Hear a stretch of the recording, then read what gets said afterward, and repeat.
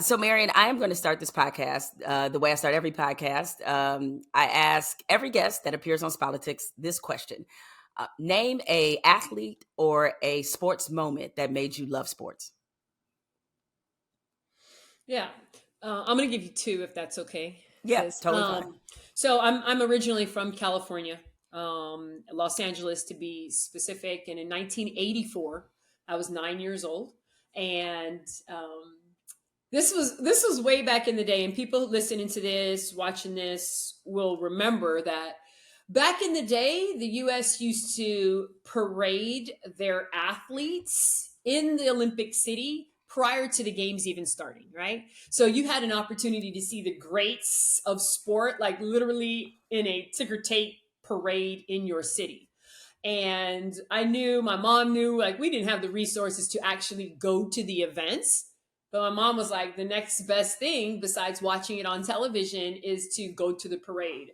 And so I remember standing on the streets in Los Angeles and watching the Carl Lewises, watching the Jackie Joyner Kerseys like parade in front of me. And then that summer, at the age of 9, watching the games for the first time, and that being everything for me.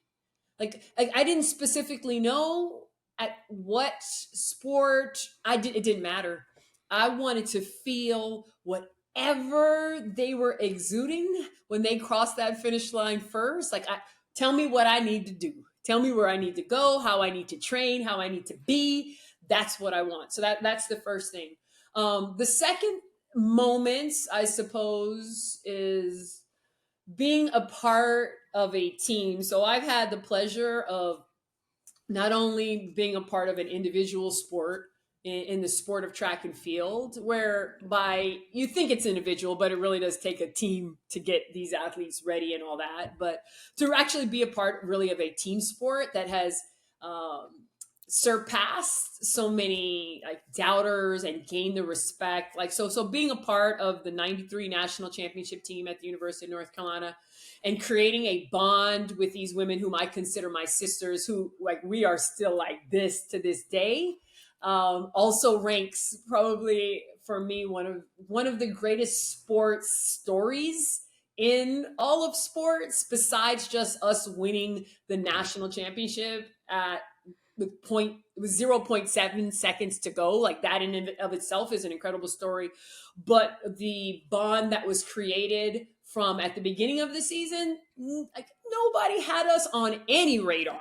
Like no radar. We might barely win a few games in the ACC, right? When it was like the ACC is not like the ACC now, whereby you got teams from California coming to North Carolina to play, which is again a whole other story that we can sit and talk about, which I don't understand. But those are probably the two greatest moments for me, right? They're very personal in that was my first summer introduction to the world of sport, and there was something about it that I knew I needed and wanted to be a part of. Yeah, Sylvia Hatchell, Coach Yeah. Sylvia Hatchell. You guys were 33-2. Yep. Charlotte Smith was the one who hit the buzzer beater, I believe. It is true. And Yep. yeah, I and was people. you were a freshman. I was a freshman, but I helped to get the jump ball that allowed us to get the pass into Charlotte. So I mean, I was the frozen freshman on the top of the key, right? Like they knew that I wasn't hitting any 3-pointer. Okay, so I was kind of a decoy at the top of the key. They knew that I wasn't getting the ball, but hey, it was an incredible moment, and the fact that we just celebrated a few years back, like our 30th year anniversary. Like what? Like there's no way that it's been 30 years. Yeah, it's amazing. So, Marion, the first time I ever met you, it was I was living in North Carolina. I was a reporter for the News and Observer, and I hope I was kind. You were. This was 1997 or 1998. You were training at NC State. Okay. And I believe your coach was Trevor Graham. Yep. And they had dispatched me out to do a story on you because you were in prep mode for the 2000 games. And, I have to be honest, like at that point, this was my first professional job out of college. As a sports reporter, I was not familiar with you at all because I didn't follow track and field that closely. But everybody around there was like, no, this is going to be the next great track Olympian. How did I not know this story, even This in is true. preparation for me to be Yes, on? this is I love that. 1,000% true. If you went into the archives of the News and Observer, you will find that I wrote a story about you and your preparation for this, because you probably remember this reporter because he was the Olympic track guy, Gene Cherry. Oh, yeah, Gene. Yes, Gene was the guy, but for some reason he couldn't do the story on you. I don't know what it was, but they asked me to step in and go to NC State and talk to Trevor and talk to you, and you were working out, and I was like, man, I don't know much about track, but she seems really good. And people, and they, doing my research before I headed into the interview to ask you about your prep and everything, you brought up what that moment meant to you in '84 in high school. You were running Olympic level times in high school, which was crazy to me. And at the time in North Carolina, there was all this talk because you had decided not to continue your basketball career.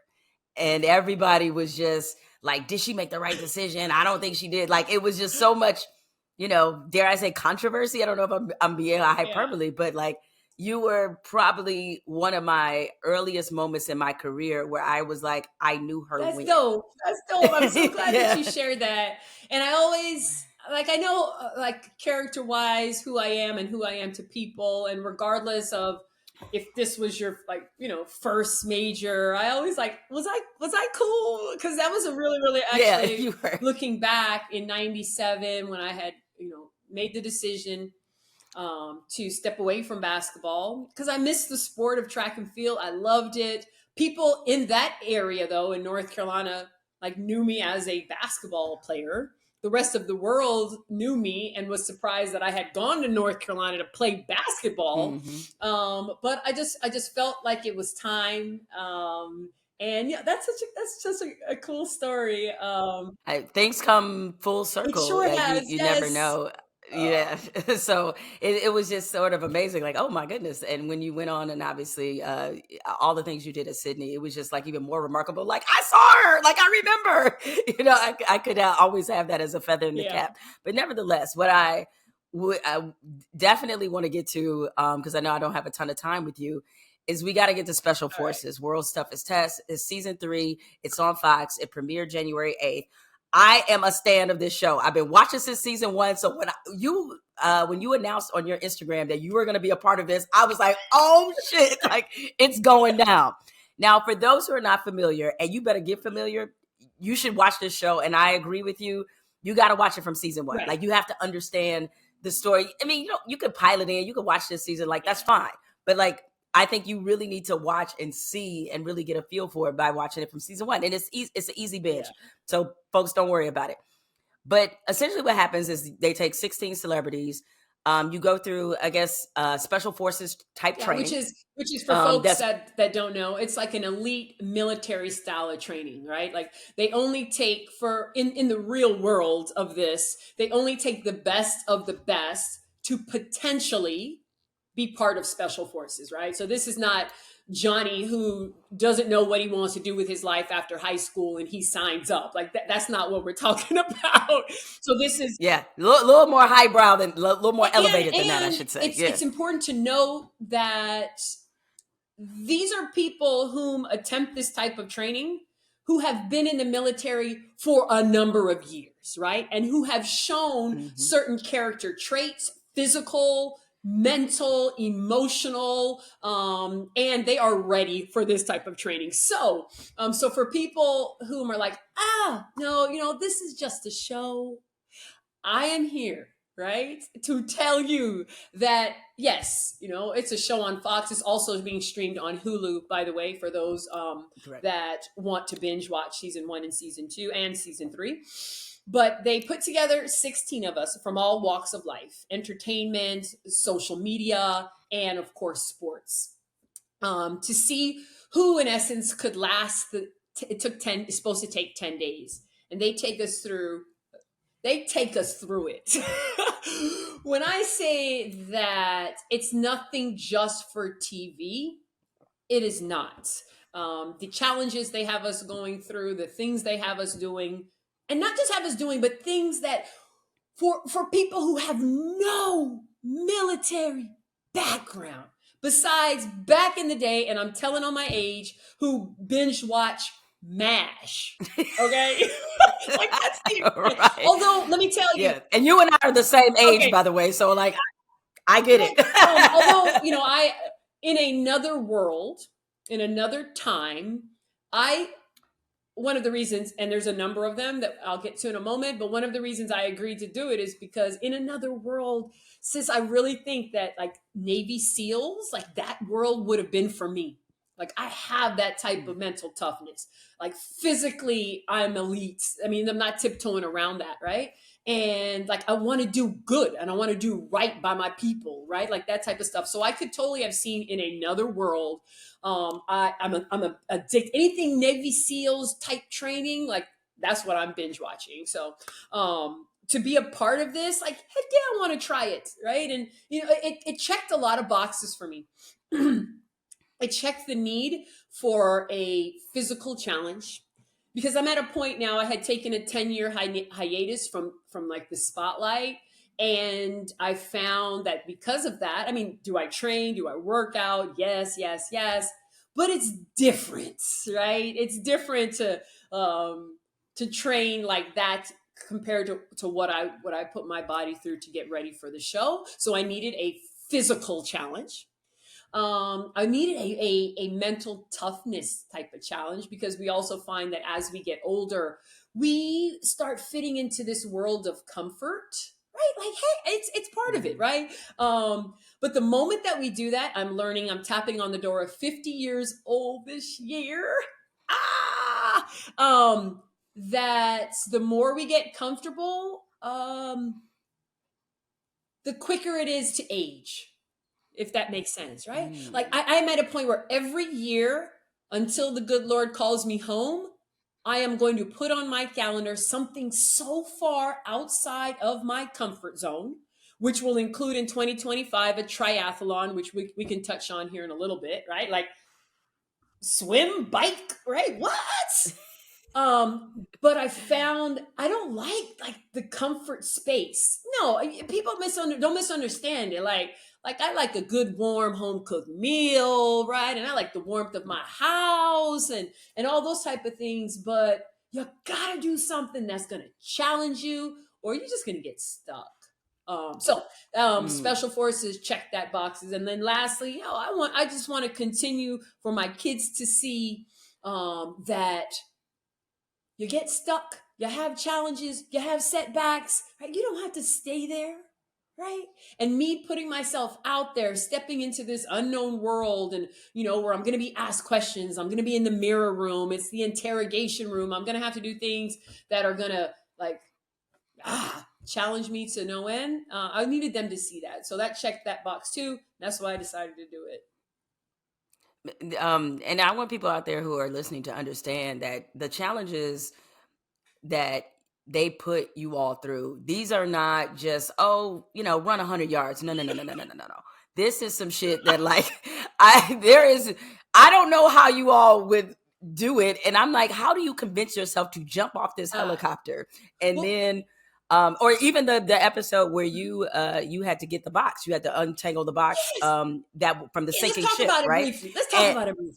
yeah, So there are a few. so by the way, you were so close. I was like, Well, oh my God, Mary, you're well, let me right get to that one there. in a Like second. you got it, There, but you just didn't unscrew the there are a last few screw. of I the think it physical was. challenges, like jumping on the helicopter. Like really, that's just physical to me, right? Like Right. there are some people who were really thrown off by that. That's nothing. You just, the minute I saw them demo it, the DS demo it, and I realized some of my castmates, my team were saying, I'm going to jump and hold on to it like this. And I'm thinking, okay, there are very few of these people here that can withstand their body weight naturally on a pull up, let alone you have a moving helicopter, let alone it's cold, let alone you got the, no. So I'm going to jump on and grab it by here because I can hold myself. Immediately I had made that. So the physical challenges, jumping off the bridge. All right. I Yeah. mean, yeah, some people have a fear of heights, phobia. Not me. So it wasn't an issue. The challenge that you're referring to, I just call it the black box challenge, whereby you have to be in the water, in the ocean, and this boat is being submerged, water's lifting, the boat's going down, and you get the thumbs up from the DS to swim down, unhook the black box, grab it, swim out of the boat, and it's a pass, right? And when they're explaining this to us, sis, right, like they do it purposefully very quickly, right? They don't take their time, and you have to screw and you have to do this. They say the mission is to get the black box out of the water. Cool. I could do that. So I find myself water going down. It's cold. I'm not a fan of the cold. I'm not a fan of the water, right? But again, I know how to get myself there and deal with it. So I swim down. I decided to interlock my fingers in the bottom of the boat, right, with my right hand, which is my first mistake. I'll tell you why, because I am right-handed. So I should have interlocked my hand with my left hand so I can use my right to manipulate, because naturally this is my left hand is my weak hand. Anyways, I unscrew it and it seems to be moving. Cool. I just grabbed the thing. I didn't know it was hooked up in the back and all that. So you'll see me when I swim to the surface with the box. I am very confident that I did what I was supposed to do. I swim to the side, swim over to the DS, and you'll see me. He'll say, number 6, because they don't call you by your name. Number 6, how do you think you did? Well, I mean, I'm a little cocky, but I don't want it to come across like that. And I say, hey, I think I did well. And he goes, you failed the mission, right? You're not supposed to grab the black box. And so I'm disappointed in that moment because I want to succeed. And then I think to myself, it makes sense in this real environment, because every moment you have to go back and say, this is a real thing. If I don't do this how it's supposed to be done, the enemy can get information. Like, you have to put yourself in how it really is. The enemy can get the information if you don't have the box right, all kinds of things, and realizing that, if I had maybe done some different things, I would have passed the mission. So frustration when it comes to that. But man, if I could do it again. That was so, because I was just like, she's right there. All she has to do is unhook the other part of it, and my friends and family, they were joking. They're like, "That is so you, Marion. Like, you gonna do it fast, and you gonna do it strong, and you're just gonna grab it and go." That's how I am in my house too, right? Like, I am when it comes to stuff. Like, I want to get it done quick. You tell me quickly how to get it done, I'm gonna do it. And sometimes you need a little more time. Yeah, as they say, the devil is in the details. But nevertheless, now that you've had a chance to watch it back with the rest of America, what takeaways do you have? What strikes you as you watch how you handle these different, very, very stressful environments on this show? Well, those were all expected, right? Like, not the particular, like, which challenges, but I knew going into the situation, all of those would be some type of a challenge. And I was confident that I would do well in most of them. I think the part for me that was important was because now that I'm older, interviews, podcasts, different shows, I am so experienced in this, what I do, knowing that most likely 9, at least out of 10 times, whomever I'm talking to is going to have an agenda, right? I mean, it's just natural, right? You have an agenda. I have an agenda. Right? It's just natural. But going into it saying, the show has an agenda, right? Then me in the mirror room, knowing that they already had an idea of how they thought they were going to portray me. And maybe 30 years ago, 20 years ago, I would have stepped in there very naive, thinking, I'm just going to answer whatever question you want, da-da-da. But now at this age, knowing, okay, I have made the decision to be on this show because I also am creating my own narrative. So yes, I get it. You have an agenda, but I have one too, right? And it's like, let's see who's going to win, right? Am I going to walk out of that mirror room feeling successful, knowing that I've said what I want the world to know? Or am I going to leave it saying, man, they dominated the conversation and I didn't really get across what I want? I mean, to me, that would have been the biggest failed mission in all of this. And looking back now, there's also a fierceness of how they edit things, right? Because after you sign the dotted line that you're going to participate in it, you kind of like, kind of just pray, right? Like that they do right. They do right by a sister, right? Mm-hmm. But I feel that I was portrayed fairly on the show. I feel that my narrative and what I wanted to share and how was well represented. And so of um, I'm proud of it all. I had an opportunity to chat with a good friend of mine, Cam Newton, who was also on the show with me, Yeah. and there were some particular like other opinions on how he was portrayed, right? And this Mm-hmm. narrative, right, like the aggressive, you know, black athletes, right? And I mean, if you've ever, I don't know if you've had the opportunity to chat with Cam, he is the nicest. Like, he wouldn't like me to say this, but really, like, he is just a wonderful, like, thoughtful individual, businessman, dad, and the idea that, oh, they have an agenda. So, anyways, to just kind of recap it all, I am proud of how I handled the situation. We only see small moments, right, of the show. I mean, literally, the mirror room for me was over an hour, and we got 2.5 minutes. So, I mean, those are good numbers, and that I feel that I was treated fairly in it all. Yeah, I thought that you came off very well. And this next part is going to be a bit of a spoiler Mhm. alert. So if you have not watched the show, just hit mute right now. Nope. No pun So intended. Are you going there? Hit you right now? Are you talking about the yes, the way you left the show is what we will now discuss. First of all, are your ribs okay? so oh so to set up real quick, what as part of one of the challenges is hand-to-hand combat with another castmate.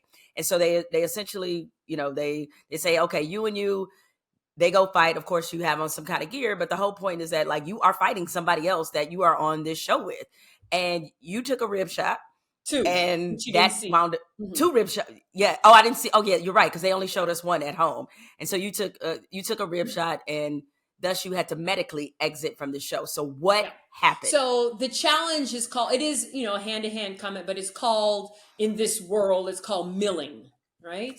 Whereby what happens in real combat is if your brigade is captured, right, by the enemy.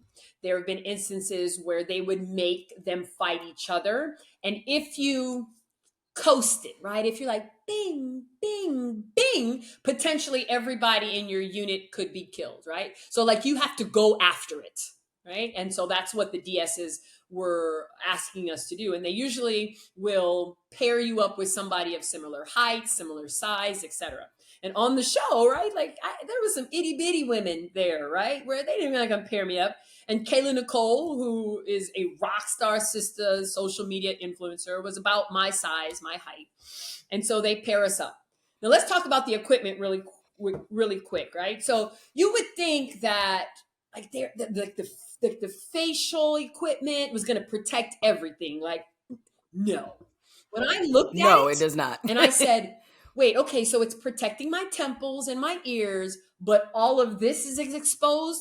What I made I made a quick decision, sis, and this is what I said. I said, you know what? It's not like beauty pageant ish, but I like it, right?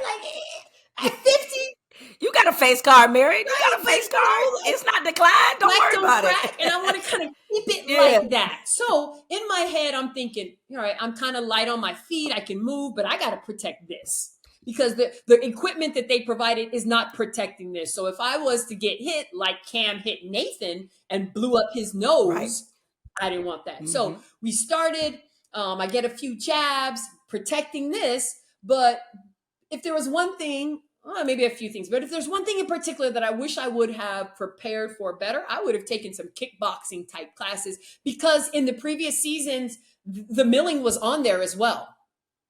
Right? If you remember, I don't know if it was both seasons, but at least Yep. one of the seasons had this. It So definitely if was there's on there anything I before. could That have was done not the first better in time. terms of, I don't have a background in boxing. Kayla Nicole, I mean, she's a fitness guru. Like she likes that world. She's taken boxing classes, and I haven't gotten a chance to actually like talk to her. I plan to about the details of it, But as I'm protecting my face, Kayla Nicole is got my rib, right? And she got it one time really good. I went down, right? I've never had any type of rib injuries. I'm a sprinter, y'all. Like and I played basketball, and there is some physical contact, but nobody's hitting me like that. And I went down, and the DS, who's the drill sergeant, came over. Again, y'all don't see this part, but he number 6, are you giving up? Right? Like those are fighting words to an athlete, right? Like for decades, a coach would say, "Are you done?" They're trying to like push and prod, right? Are you done? Are you giving up? Are you weak? Of course not, right? So I feel something's going on with here. I don't know what it is specifically, but I'm like, no. So I pulled myself up, and again, for whatever reason, I'm protecting this face. And what does Kayla Nicole do? Oh, she went for the same side, the same rib. And when she connected, I couldn't catch my breath. I went down, and it felt like, and I broke two ribs in that. I didn't. I was a little bit in shock in that I'm like, it's affecting everything. Like it's affecting how I catch my breath. It's affecting when I turn left, turn right, stand up, walk. What? And so as I'm walking to the ambulance, right? Like I think they showed this part. I told the doctor, I think these are broken. And she said, I think you're right. So we get to the emergency room. It was confirmed, took an MRI. I got 2 ribs broken. But you got to understand, the show was filmed mid last year. And it took me about 6 to 8 weeks for them to recover, which sucks. Like if you've ever had any, have you ever had any rib injuries? I haven't, but I had an oblique Yeah. injury, and trust me, I thought I was. Everything. I can only imagine it Everything. affects You everything sneeze, that you you do. cough, you hiccup, you laugh, Yep. anything. You pick up a fork. So the hardest part was, you can't wear a cast or anything. Like you just have to deal with it for 6 to 8 weeks. So I'm fine now, thankfully. But whoa, boy. Kayla Nicole coming with the rib shots, and though I hate to identify her as this, but that this is obviously who was in a long-term relationship with Travis Kelce. They broke up, and that's a part of the drama of the show, is just how she's recovering from the way she's been attacked online. And I saw somebody she let me dated. tell you, it made me laugh when I defended Kayla Nicole on my Instagram one day, because I know her as whom she presented herself to me, which is everything to me, right? Like we all got stuff, right? But who you are to me in that moment, and who Kayla Nicole was for me for that amount of time, and has been like an incredible little sister, right? She's focused. If anybody does any research on her, they know that she's a well-seasoned journalist, right? She went to a school down the street from where I grew up, in Pepperdine University. So of course people only know one thing about Kayla. But anyways, I was looking at some of the comments. You talk about social media humbling you really quick, right? And I have been able to create a certain type of armor over the past few decades, right? Like you've had to, right? Especially to be somebody who's spotlighted and in the news. And I posted about Kayla, and somebody said something like, Kayla, you shouldn't beat up on that old lady. Not old lady. Well, I mean, I am like 20 disrespect. years plus her senior. But I was like, right. I didn't even look at it like that. Dang, they made it seem like elder abuse. Like that's how well, if I get another AAA advertisement in my mail, like, y'all, I am not there yet. Stop making me get there. But no, incredible experience. And people ask, would I potentially do it again? And I want to say no. But girl, let me tell you, if I get that invitation, I don't even gotta blink. I will be there and try it again, because I did walk away with the sense, with a sense of disappointment. I want to just crush everything I do. I think that after the milling and so many of us got kicked out, there was a slight pivot in what the show meant to do, because you'll notice that a number of the challenges are a little less physical from those first 3 or 4 days when I was on. And it has a lot to do with like leadership, right, and mental toughness, and right, and like, yes, there are certain things, but I think that there was a slight pivot. I think the first part of the show, and we will see the next episodes or whatever, but I want to say that first part was the physical. Man, if I would have gotten through that milling, I really really think that there would have been more success. So yeah, that I hold on to that. Yeah, well, I think that would be a potential theme for the show, is bringing back people who want to give No it another doubt. go to see if they can do it again. My husband and I, because again, we watch, this is appointment viewing. We love this show. Is he's like, hey, if they ever ask you, would you do it? And I was like, hell no, I wouldn't do this show. But I don't know. I think maybe Yeah. so. Let me But ask you really quick. I don't know. I ain't built like For y'all, man. somebody who's watched all 3 seasons, what was the hardest season that so far? You can be honest with me. Um, I mean, the first one was kind of no joke. I got to see how this season Okay. plays out, but I would definitely say the second one. Like, Really? the second one seemed to be very, very challenging. Well, we all From a 16 physical of us standpoint. would disagree with you, sis. I'm gonna tell you that right. Yeah, I bet. Well, like I said, I mean, but the early part, I do feel like you guys got stuck in the crazy shit Yeah. earlier. Like there was no warm up. It was just like, Yeah. boom, I mean, here we go. from the get So I go, when felt like I got they to it pushed us from the off the get boat go. into that cold ass Right. water. Into the cold water. And for so many water challenges, which was probably if there was any fear in all of this, that was my biggest fear, because cold and water don't mix well with me. And so after we got pushed in the water, we were all amongst ourselves. We were like, they can't really have too many more water challenges, right? And we were convinced that we were going to mainly Yeah. be on land. So Yeah. Well, before just to put a bow on this, because I definitely want to ask man, you we about could your go new on and on, podcast. can't we? I know we can listen. I told you I could do an hour alone just on this show, because that's how much I love it. And I'm just gonna volunteer. I know you guys did a reunion. Listen, Fox, y'all ever need somebody to host a reunion? I'm your girl. Gotcha, Trust me. I know you gotcha. had Nick, who was great. I'm your girl. But I do want to ask you about this particular moment that happened on the show that was not to do with any of the challenges. As you mentioned, the mirror room, they take you all into what is a confessional type of session, but you're in there with staff, and these are the guys who are running the program. And they're trying to psychologically understand who you are. And one of the things that you said, and it was a very touching moment, was that, you said, when I was sentenced, I had 2 young children. And this is going back to, obviously your, conviction for lying to federal investigators. You served some time. You're incarcerated, I think, for 6 months. You said, when I was sentenced, I had 2 young children, too young for them to understand, knowing that I had done wrong. To me, the hardest part was just knowing at some point they were going to have to deal with the reality of mom's choices. Marion, that was such a moment. And I think, through all the headlines and all the things that you've been through, that's a component of this that a lot of people don't even think about. So, you have 3 wonderful children. They're older now from when you went through your issues. And I'm wondering, like, for you, how did you approach that challenges of knowing, like, one day they're going to hit Google and one day this is going to happen? So how did you process how to explain what happened to your children? Yeah. So it would have been nice to have something to reference it all to, right? But because as the judge liked to make sure that I knew when I was in the sentencing, I'm going to use you as an example, Marion Jones. There's nothing to compare it to. And so I made the decision, after I served the 6 months and the 49 days in solitary confinement.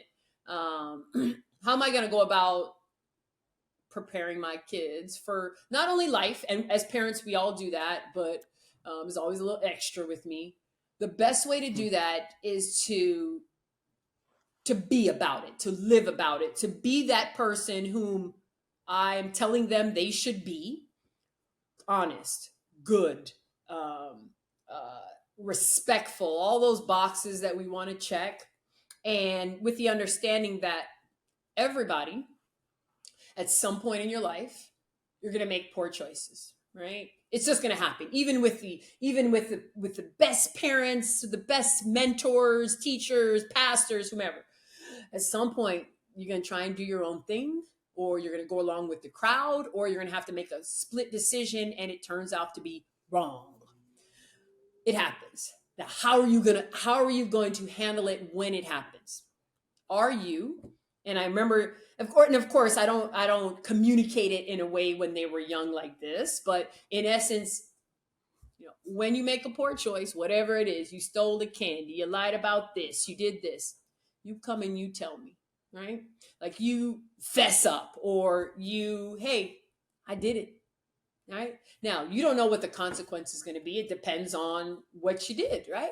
The consequences could be kind of severe, right? You get your phone taken away, or you'll get spanked. I'll say it, right? Because hey, but you get the consequences kind of over with, and you move on, right?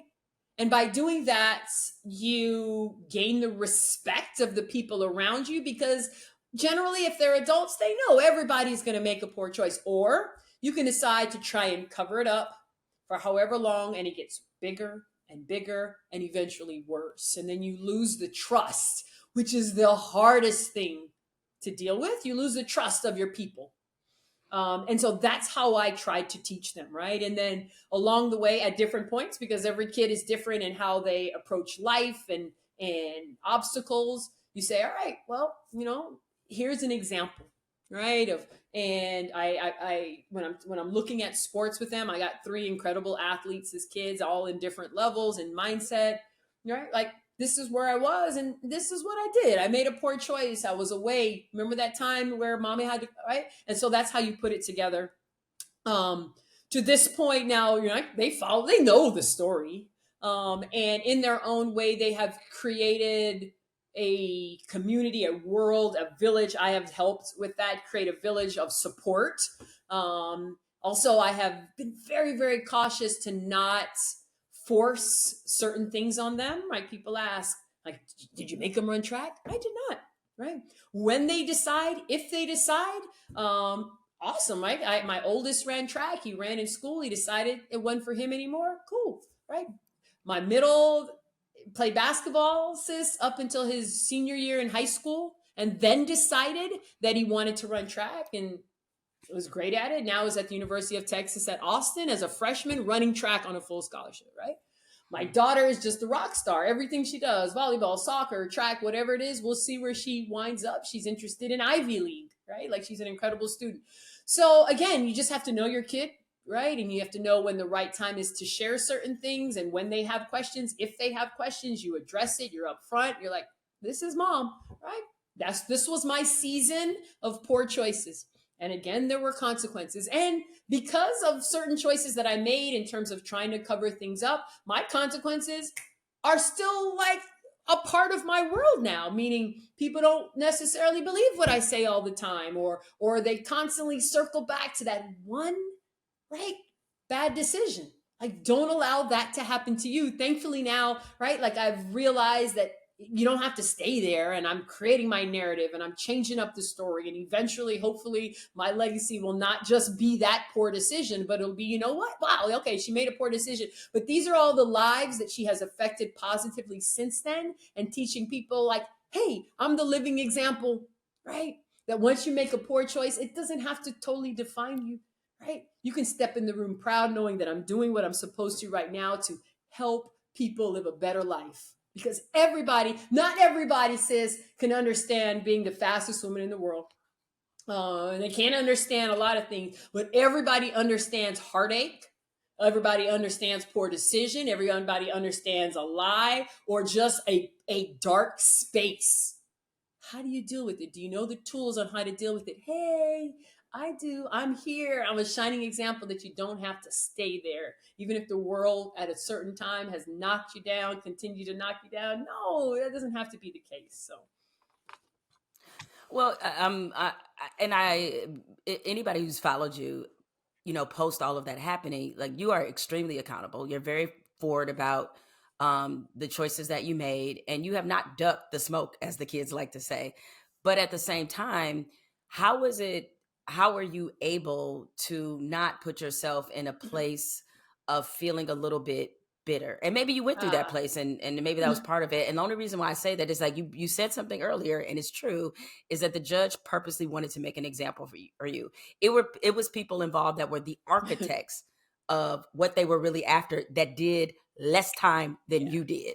And so how do you keep yourself, or what did you have to do so that you wouldn't fall into a state of bitterness over what happened to you? No, there's no way I'm sitting here and going to say I haven't experienced any dark space or any type of depression or any type of bitterness in all of it, because I had my moments. And to be honest, every so often, right, I'll sit in it.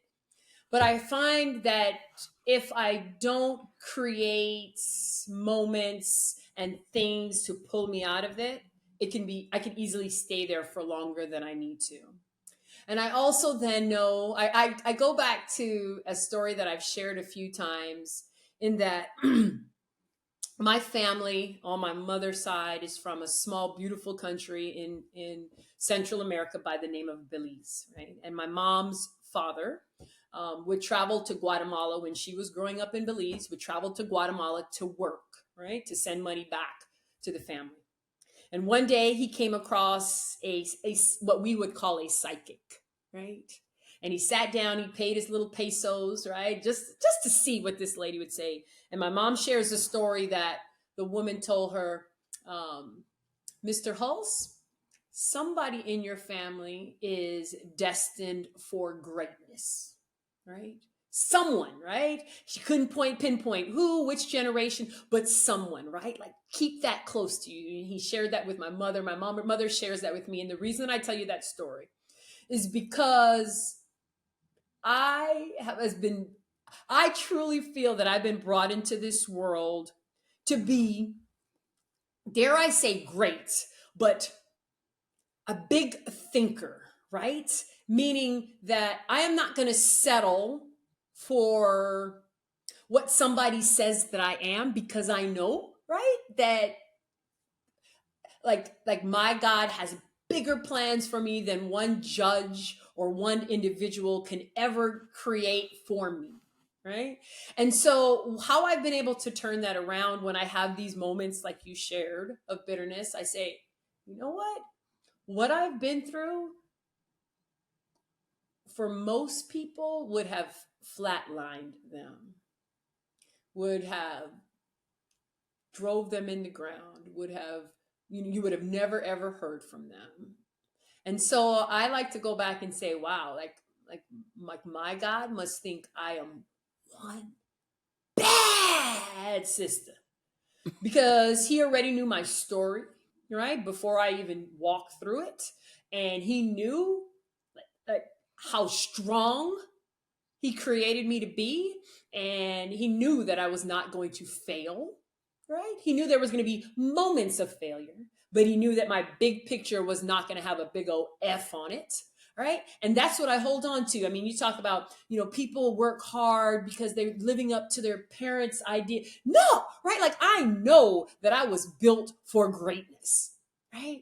And so if I allow myself to stay in that dark space, what a waste of time that would be, because I know he has a bigger, grander story than anybody can point and say, any judge, any coach, any of that, right? So that pulls me out of my dark space, right? But again, I know Well, everybody doesn't have that view, so how do they deal with their dark space, right? Some of the tools that I teach now is create your plan, create your life for yourself. You're in your dark space. It could be a divorce, it could be a death, it could be a bankruptcy, it could be a loss, a career you thought you had which you have no more, right? What's your plan? What's your plan for tomorrow? What's your plan for next week, next year, 5, 10 years from now? And you start doing what you need to behind the scenes. You don't got to tell anybody, right? You start taking those classes, right? You start researching different schools for your kids out of the ghetto, right? Where opportunities are less, right? And I have a living example of a rock star mama who did that for me, right? I was not affluent, but my mom made sure that I was in schools, in elementary, in middle school, in high school, right? That were in communities where she knew they had resources. We lived, I mean, we weren't destitute. Like, let's not take this where it doesn't need to go. But yeah, I was in a small apartment. We had one bedroom. I was sleeping on the couch sometimes because it was in a neighborhood, right? At a high school or at a middle school or a junior high that had resources. So my mom was thinking beyond her circumstances. There's always a way, right? And I'm so fortunate to have a parent like as an example like that you don't have to stay there, right? The world might say you have to stay there, especially in this political climate, right? Oh, um, That's a whole nother podcast. We goodness. won't get to that one Again, there. but even But in all of that, sis, let me wrap it up with a nice bow. We do not have to stay stuck, right? We can create our own narrative no matter what anybody says. so hearing you say all that, which was so inspiring and well put, it makes sense why your new podcast is called Yes. Second Wind. Yes. Like, yes, it makes a lot of sense. So, real quick, just tell the people what we need to know about Second Wind. It's a new podcast that you're launching with Suzanne Evans, who's a New York Times bestselling author. And where and when will it be available? And maybe some of the things Let me you tell intend you to cover on the things how you podcast. talked about. We talked earlier about full circle, right? And this idea that Mm-hmm. people, the feedback that I've gotten since I've kind of put myself back out there is that stories similar to mine are needed, right? We need to hear about people pulling themselves up, making it happen, figuring out a way to succeed. And so, partnering with my business partner for the last year, she happens to be a rock star, New York Times best-selling author. And so, we're bringing on guests that we feel have made an impact, not only in social media, but in the world, and are coming back from something. Right. And stories that we think that the world needs to hear. So it's called Second Wind. And over the next few months, we're going to be sharing on the guests that we brought in. Just follow me on Instagram at the Marion Jones. You'll get all the information that you need to know. All right. And just want to mention real quick, you also have a partnership with Soul Cap where you're the official brand ambassador. And for people who are like, what is Soul Cap? It is related to swimming, Right. correct? So briefly, Yes. I talked about every year you need to create a challenge, something out of your comfort zone. And I was like, what can that be? I've always greatly admired the work ethic of triathletes. Again, it was on my bucket list, but most things that I do, if I can't commit fully to doing it at this point in my life, I'm not going to do it because I'm not going to half-ass anything. And last year, I watched my business partner and Suzanne Evans compete in her first triathlon after losing 100+ pounds, right? And did it. And I went and watched, and I said to myself, you know what? This is my challenge for 2025. And so right after my birthday in October of last year, I hired a coach and I started the process. So in May of this year, I'm traveling to Honolulu, Hawaii, and I'm going to compete in my first triathlon. And in that journey, so many little things that I would have never guessed would be a challenge. You don't see a lot of people of color in the sport of triathlon. I'm one of the reasons that I am so interested in it is just to slowly introduce the sport to our community. And the little things like putting a swim cap on our hair, right? In the pool. And you think generally athletes make it look so easy, right? Because you don't see a lot of us. So when I started, sis, when I'm starting to put these, and they're popping and they're not big enough, and I'm trying to get all these locks up there, and it is a mess. I'm looking like a fool out there at the pool, and I'm trying to keep it cool, right? And kind of blend in. And I posted on my social media, like, hey, y'all have any recommendations? And a lot of my followers, like, yeah, like, have you ever heard of this brand Soul Cap? Well, they're a UK-based company that makes swim caps for people with a lot of hair, not just people of color, but people with a lot of hair.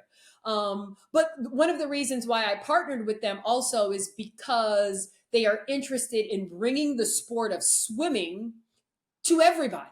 right? And not just one genre of people. And so I'm excited to be doing a number of things with them in that world. But the idea of I knew how to swim, sis, and I knew how to ride a bike, and I knew how to run, but it's different.